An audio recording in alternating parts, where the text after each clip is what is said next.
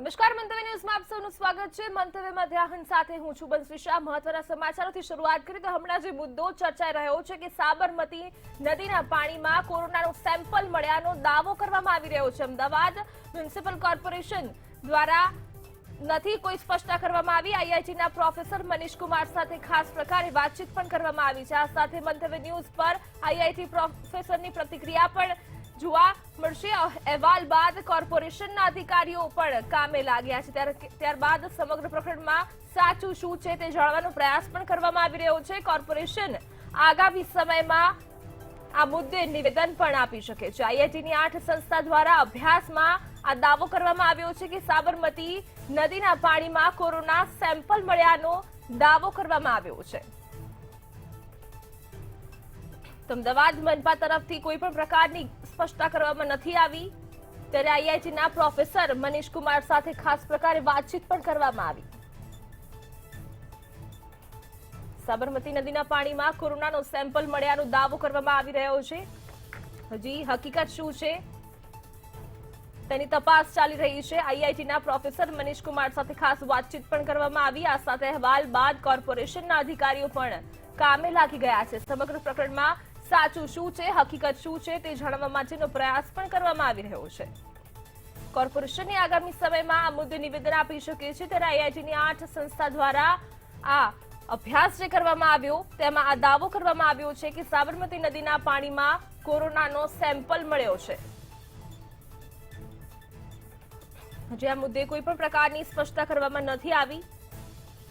ફક્ત દાવો જ કરવામાં આવી રહ્યો છે। અમદાવાદ મનપા તરફથી કોઈ પણ પ્રકારની સ્પષ્ટતા નથી કરવામાં આવી કે સાબરમતી નદીના પાણીમાં કોરોનાના વાયરસ મળી આવ્યા હોય।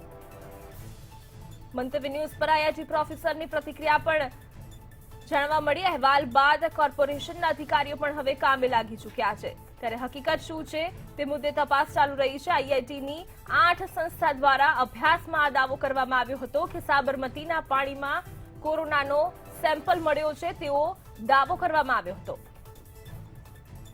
સમગ્ર પ્રકરણમાં સાચું શું છે તે જાણવા માટેનો પ્રયાસ ચાલી રહ્યો છે।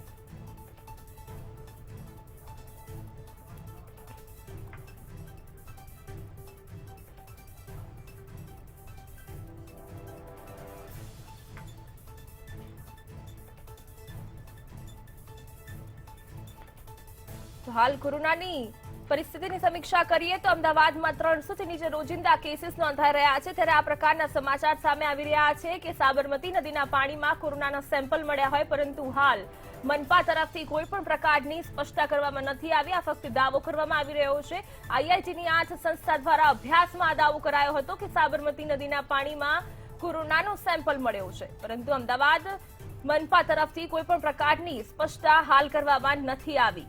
કોર્પોરેશન આગામી સમયમાં આ મુદ્દે નિવેદન આપી શકે છે।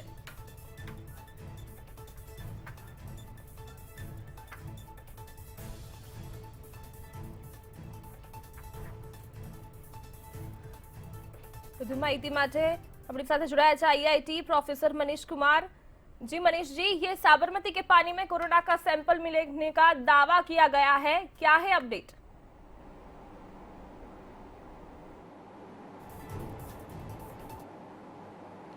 नहीं, इसमें एक हिंदी समाचार पत्र ने गलत डाल के लिख दिया, लेकिन ये हमने जीन का पता लगाया है कि जो SARS-CoV-2 के जीन होते हैं ना, वो उसका हमने पता लगाया कि 4 महीने में 5 बार जो है वीकली सैंपल लिया था, उसमें 5 बार साबरमती में उससे ये लाइव वायरस नहीं है, ये एक जीन्स हैं, तो वो टूटे हुए जीन हैं, तो इससे कोई खतरा या इरिगेशन से या उस सब से होने की जरूरत नहीं है। तो वो जो अमर उजाला का स्टोरी है उसमें बहुत सारा गलतियां हैं, तो ये जीन है ना कि वायरस।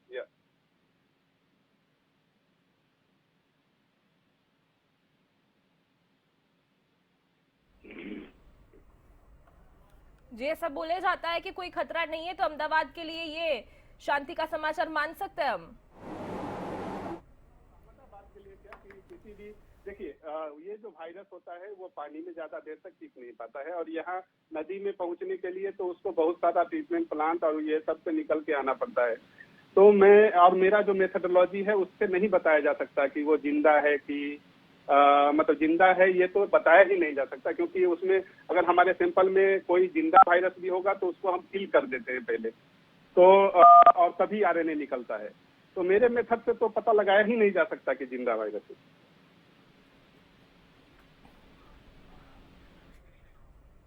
જી આઈઆઈટી માટે આજે સર્વે કરવામાં આવ્યો છે, તેમાં તારણમાં તથ્ય શું બહાર આવ્યું છે હાલ?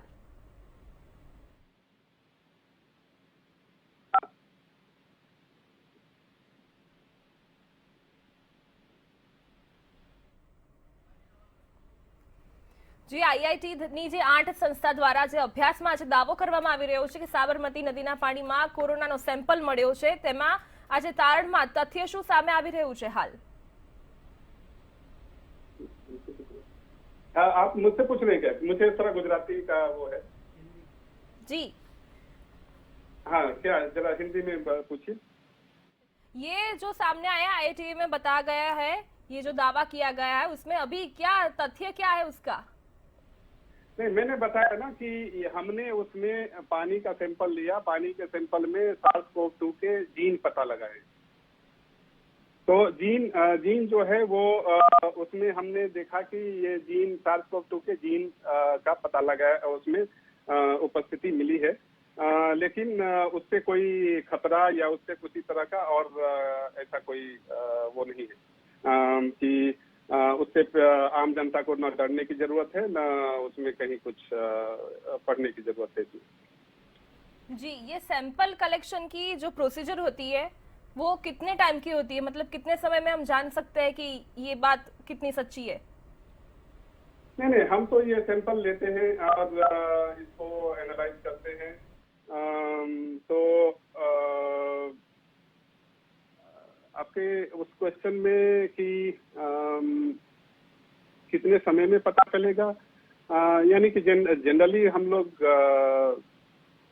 जिस समय का सैंपल है उसको उसी दिन ला के प्रोसेस शुरू करते हैं, या 24 आवर्स में उसको मतलब हम प्रोसेस शुरू कर देते हैं, नहीं तो रेफ्रिजरेट करते हैं। तो उसमें 2 दिन लगता है रिजल्ट के आने में।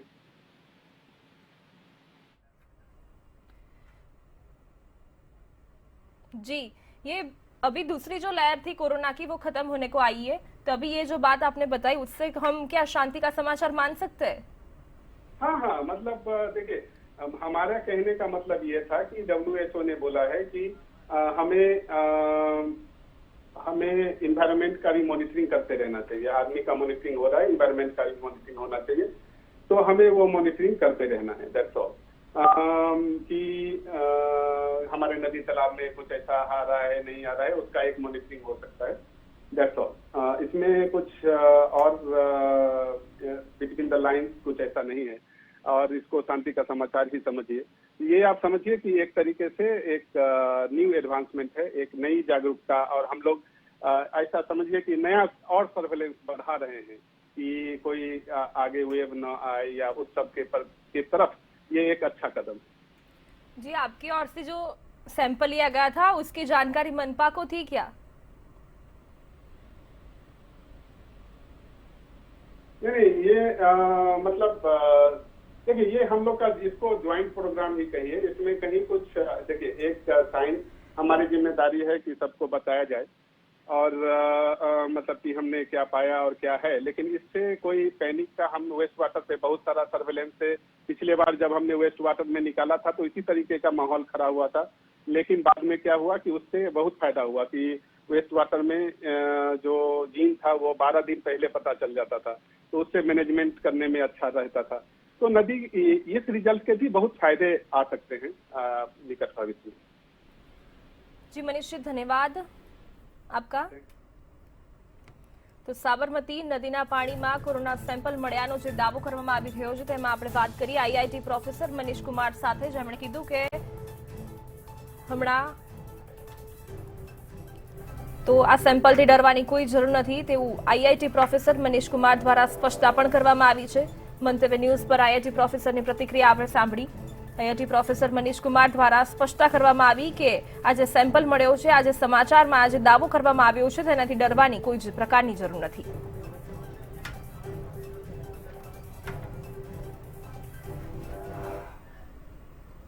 તો ચોમાસાની શરૂઆત થઈ ગઈ છે ત્યારે સવારના 6 વાગ્યાથી લઈને 10 વાગ્યા સુધીની વાત કરીએ તો તાલુકામાં વરસાદ વરસ્યો છે। આણંદમાં માત્ર 4 જ કલાકમાં 7 ઇંચ વરસાદ વરસ્યો છે। બે તાલુકામાં 4 થી 7 ઇંચ વરસાદ વરસ્યો છે। 11 તાલુકાની વાત કરવામાં આવે તો 1 ઇંચથી લઈને 3 ઇંચ સુધીનો વરસાદ વરસ્યો છે। અન્ય 37 તાલુકામાં 1 ઇંચ સુધીનો વરસાદ વરસ્યો છે। ત્યારે વહેલી સવારથી જ દક્ષિણ ગુજરાતમાં મેઘાનું જોર દેખાઈ રહ્યું છે।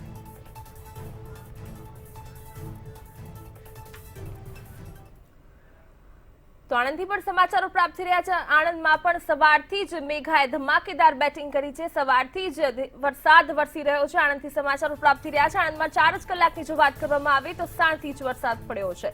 આણંદમાં આ બફાટિયા જેવો માહોલ પણ સર્જાયો। આ સાથે નીચાણવાળા વિસ્તારોમાં પાણી પણ ભરાઈ ચૂક્યા છે। ચોમાસાની શરૂઆતથી જ સારો વરસાદ નોંધાયો છે।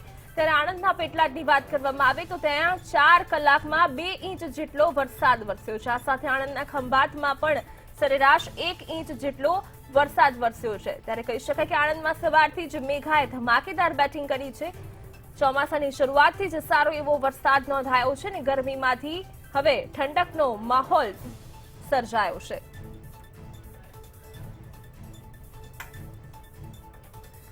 વધુ માહિતી માટે અમારા સંવાદદાતા સપન પટેલ જોડાયા છે આણંદથી। જી સપન, આણંદમાં સવારથી જ મેઘા ધમાકેદાર બેટિંગ કરી રહ્યા છે, શું છે અપડેટ?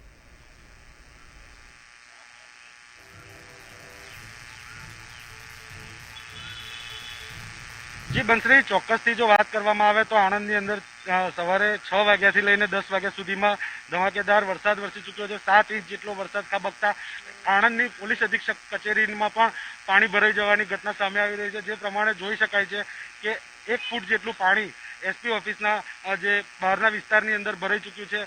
થોડુંક વધારે પાણી ભરાશે તો ક્યાંક ને ક્યાંક ઓફિસની અંદર પણ પાણી જવાની શક્યતાઓ લાગી રહી છે।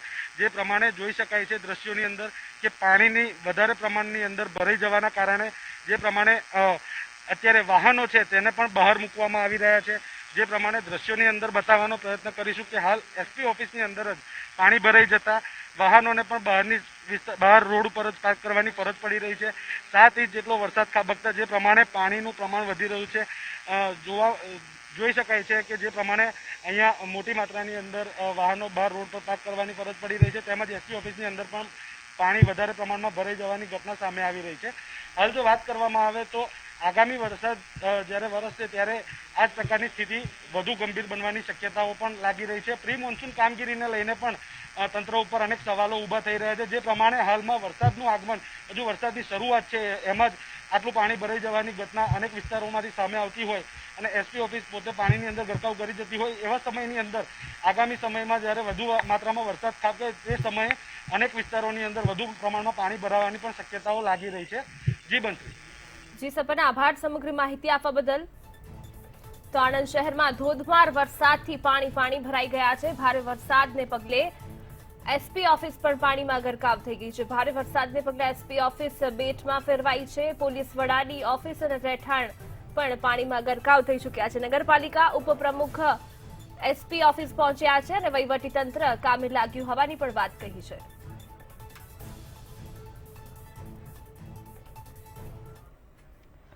તો સમાચારોમાં આગળ વાત કરીશું જામનગરમાં પણ મેઘરાજાની પધરામણી થઈ છે। વહેલી સવારથી જ ધોધમાર વરસાદ વરસ્યો છે। પવન સાથે શહેરમાં વરસાદ વરસ્યો છે।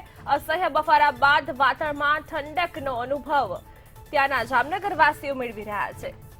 તો જામનગર શહેરમાં પણ મેઘરાજાની પધરામણી જોવા મળી। અસહ્ય બફારા અને ગરમી બાદ વાતાવરણમાં ઠંડકનો અનુભવ જામનગરવાસીઓ કરી રહ્યા છે। ભારે પવન સાથે શહેરમાં સારો એવો વરસાદ પણ વરસ્યો છે। ત્યારે જામનગરવાસીઓમાં પણ આનંદની લાગણી છવાઈ ગઈ છે।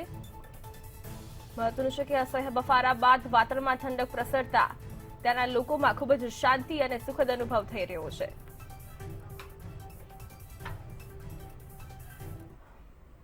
તો સમાચારો નવસારીથી પણ પ્રાપ્ત થઈ રહ્યા છે। નવસારી જિલ્લામાં પણ ધોધમાર વરસાદ વરસ્યો છે। નવસારી જિલ્લામાં સવારથી ધોધમાર વરસાદ વરસ્યો। વાતાવરણમાં ઠંડક પણ પ્રસરી ગઈ છે। ગણદેવી, ચીખલી સહિતના તાલુકામાં વરસાદ વરસ્યો છે। પવન સાથે વરસાદ વરસ્યો। ધોધમાર વરસાદથી વાતાવરણમાં ઠંડક પ્રસરી ચૂકી છે। ત્યારે નવસારી વાસીઓમાં પણ આનંદનો માહોલ અને ખુશીની લાગણી છવાઈ ગઈ છે। ખેડૂતોમાં પણ ખુશીનો માહોલ છવાયેલો જોવા મળે છે। ધોધમાર વરસાદથી વાતાવરણમાં બફારાથી રાહત મળતા ઠંડક પ્રસરી ચૂકી છે।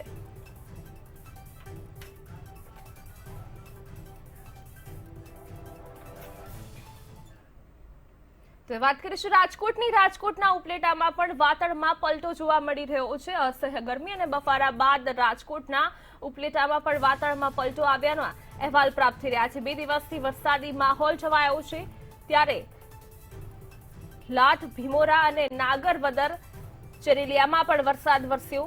મગફળી અને કપાસના પાકને આ વરસાદથી ફાયદો થશે.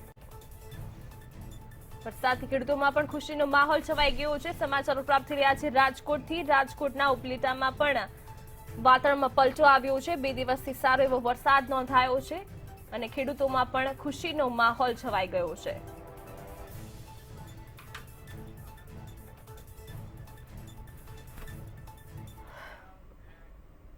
તો આગળ વાત કરીએ નવસારીમાં પણ ગત રાતથી સારો એવો વરસાદ નોંધાયો છે. વાતાવરણમાં ઠંડક પણ પ્રસરી ચૂકી છે, પરંતુ વરસાદને પગલે ઠેર ઠેર પાણી પણ ભરાઈ ચૂક્યા છે. વિજલપોર, શાંતિદેવી વિસ્તારોમાં આ વરસાદી પાણી ભરાયા છે. રસ્તા પર પાણી ભરાવાથી લોકોને હાલાકીનો સામનો કરવો પડી રહ્યો છે. નવસારીમાં ગત રાત્રિથી વરસાદી માહોલ છવાતા રસ્તા પર પાણી ભરાવાથી લોકોને મુશ્કેલીઓનો સામનો કરવો પડી રહ્યો છે. હજી વરસાદની શરૂઆત જ છે, ત્યાં પાણી ભરાઈ ચૂક્યા છે, જેના કારણે લોકોને હાલાકીનો સામનો કરવો પડી રહ્યો છે. વિજલપોર અને શાંતિદેવી વિસ્તારોમાં આ વરસાદી પાણી ભરાતા લોકોને હાલાકીનો સામનો કરવો પડી રહ્યો છે.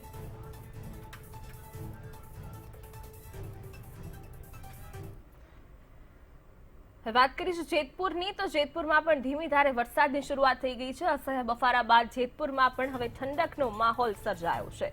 ત્યારે અસહ્ય બફારાથી લોકોને રાહત મળી છે અને જેતપુર વાસીઓમાં પણ આનંદની લાગણી છવાઈ ગઈ છે, કારણ કે હવે જેતપુરમાં પણ ધીમી ધારે વરસાદ પડતા વાતાવરણમાં ઠંડક પ્રસરી ચૂકી છે. ત્યારે ચોમાસાની શરૂઆત થઈ ચૂકી છે. વિવિધ વિસ્તારોમાં વરસાદ વરસતા લોકોમાં ખૂબ જ આનંદની અનુભૂતિ થઈ રહી છે. આ સાથે ખેડૂતોમાં પણ ખુશીનો માહોલ છવાઈ ગયો છે.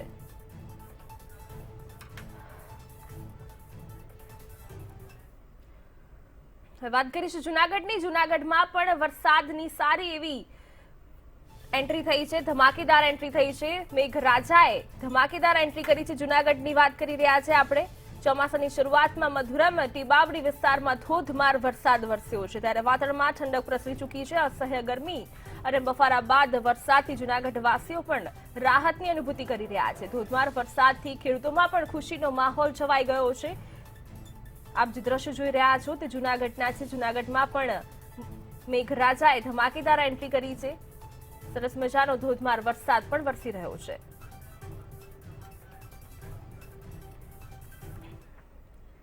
જૂનાગઢ બાદ વાત કરીશું સુરતની. સુરતમાં પણ મેઘરાજાએ ધમાકેદાર એન્ટ્રી કરી છે. સુરતવાસીઓને પણ હવે ગરમીમાંથી રાહત મળી ચૂકે છે. ત્યારે અસહ્ય ગરમી અને બફાર્યા બાદ સુરતવાસીઓ પણ ખુશ થઈ ચૂક્યા છે. શહેરના નીચાણવાળા વિસ્તારમાં પાણી પણ ભરાઈ ચૂક્યા છે. હજી ચોમાસાની શરૂઆત જ છે.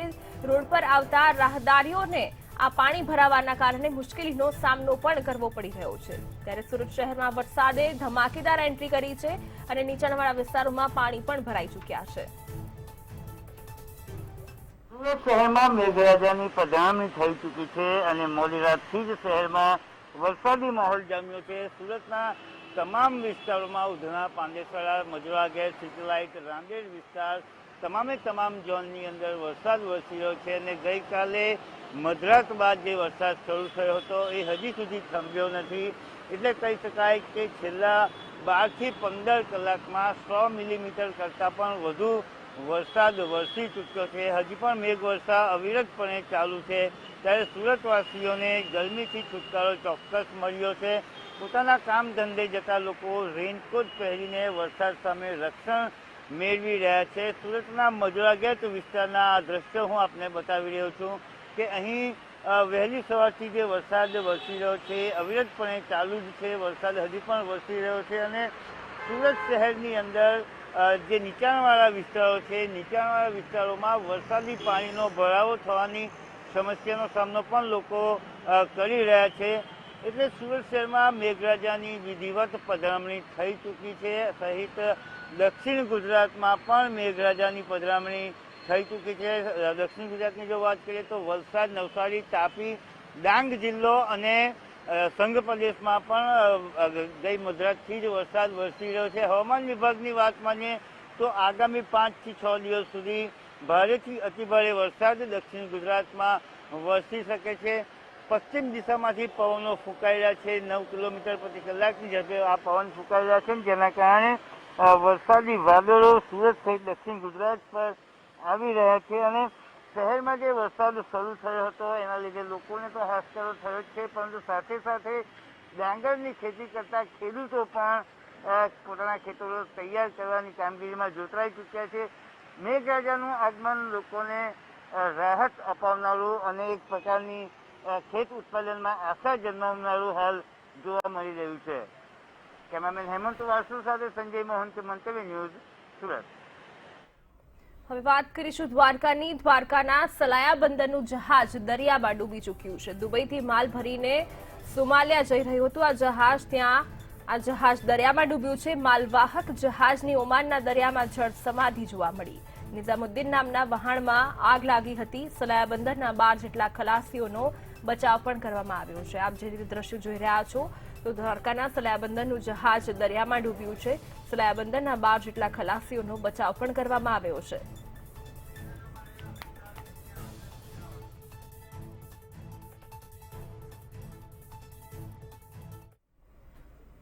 અમિત શાહ 20 તારીખે અમદાવાદ આવશે. મહત્વના સમાચારો પ્રાપ્ત થઈ રહ્યા છે. અમિત શાહ અમદાવાદમાં આવશે 20મી તારીખે અને 21મીએ 2 બ્રિજનું તેઓ લોકાર્પણ કરશે. વૈષ્ણવ દેવી અને પાનસર બ્રિજનું લોકાર્પણ કરવામાં આવશે અમિત શાહ દ્વારા. કલોલ એપીએમસી બિલ્ડિંગનું પણ તેઓ લોકાર્પણ કરશે. આ સાથે 22મીએ વૃક્ષારોપણ પણ કરશે અને રૂપાલ અને કોલવાડા ખાતે વેક્સિનેશન સેન્ટરની મુલાકાત પણ લેશે તેઓ. વધુ માહિતી માટે અમારા સંવાદદાતા સોનલ અનડકટ જોડાયા છે. જી સોનલ, અમિત શાહ 20મી અમદાવાદ આવવાના છે, ત્યારબાદ શું છે અપડેટ તેની? જી, અમિત શાહ 20 તારીખે અમદાવાદ રહેશે, ત્યારબાદ 21મી તારીખે તેમના 2 ખાસ કાર્યક્રમ છે, જે અંતર્ગત તેઓ 21મી તારીખે સૌપ્રથમ 2 બ્રિજ જે છે વૈષ્ણોદેવી અને પાનસરના 2 બ્રિજનું લોકાર્પણ કરશે અને ત્યારબાદ બીજા દિવસનો જે કાર્યક્રમ છે સાથે જ 21મીએ તેઓ એપીએમસી જે છે કલોલ ખાતે તેનું પણ નવા બિલ્ડિંગનું લોકાર્પણ કરવાના છે. ત્યારબાદ 22મી તારીખે તેમના 2 કાર્યક્રમો છે, જે અંતર્ગત તેઓ તેમના લોકસભા મત વિસ્તારમાં વૃક્ષારોપણ કરશે અને ત્યારબાદ ખાસ રૂપાલ અને કોલવાડા ખાતેના જે વેક્સિનેશન સેન્ટર છે તે સેન્ટર્સની મુલાકાત લેશે. આ પ્રમાણેનો તેમનો કાર્યક્રમ છે અને સરકારે હવે જ્યારે અનલોક થઈ ચૂક્યું છે ત્યારે શક્યતા છે કે તેઓ રાજકીય બેઠકો પણ કરી શકે છે. તાજેતરમાં જ ભૂપેન્દ્ર યાદવ, જે ભાજપના પ્રભારી છે, તેઓ કમલમ ખાતે સરકાર અને સંગઠન સાથે બેઠકો કરી ચૂક્યા છે. અમિત શાહ વધુ એક વખત જ્યારે ગુજરાત આવી રહ્યા છે ત્યારે એક સંભાવના જોવાઈ રહી છે કે તેઓ રાજકીય બેઠકો પણ કરી શકે છે. જી સોનલ, આભાર સમગ્ર માહિતી આપવા બદલ. તો અમિત શાહ 20મી અમદાવાદ આવશે, ત્યારબાદ 21મીએ તેઓ 2 બ્રિજનું લોકાર્પણ કરશે. આ સાથે 22મીએ તેઓ વૃક્ષારોપણ પણ કરશે. આ સાથે મહત્વનું છે કે વૈષ્ણોદેવી અને પાનસર બ્રિજનું અમિત શાહ 21મીએ લોકાર્પણ કરશે.